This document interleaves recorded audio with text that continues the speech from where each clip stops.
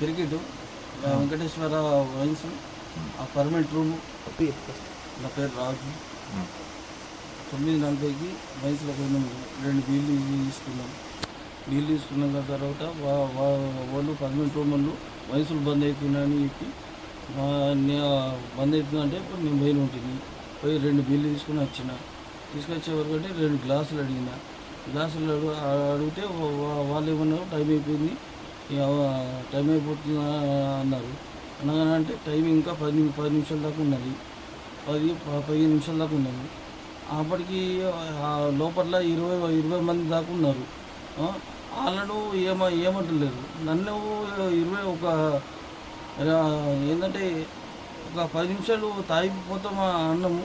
దానికి చిన్న వాడు అరే తురై అని కొట్టేవరకంటే మాకు కొద్దిగా ఇది అనిపించింది.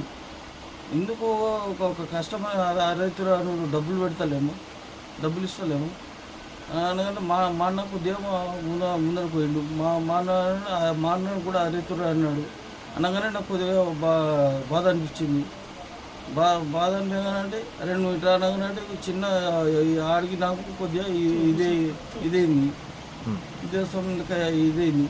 ఇది కాగానంటే నేను అక్కడ ఆయనతో నేను మాట్లాడుతూ వెనక్కి వచ్చి నాకు బిల్లు పలగొట్టిండు. నా బిల్లు నాకి నా మీద అటాక్ చేసిండు. ఓలో తన పర్మనెంట్ రూమ్ ఉన్న ఆయన వర్కరు అది గంగూలీ. పర్మనెంట్ రూమ్ అది గంగూలీ. మళ్ళా వాళ్ళ అన్న కొడుకు, అన్న కొడుకులు 2. మొత్తం టోటల్గా నా మీద ఎగబడ్డారు. మొత్తం నలుగురు సార్. గంగూలీ, మళ్ళా ప్రవీణ్, వాళ్ళు ఇంకా నవీను, ఆయన పైన ఏదో ఇంకోటి తెలియదు. మళ్ళా ఆయన అలా పనిచేస్తాడు. మొత్తం నా మీద దాడికి పిఎస్కి వెళ్ళిపోయిన తర్వాత కాంప్లైంట్ ఇచ్చి గవర్నమెంట్ హాస్పిటల్కు తీసుకెళ్ళారు. గవర్నమెంట్ హాస్పిటల్లో ట్రీట్మెంట్ చేసుకున్న తర్వాత ఇంటికి వచ్చి ఆడ ఉండి ఒక 2-3 గంటలు ఉండి సార్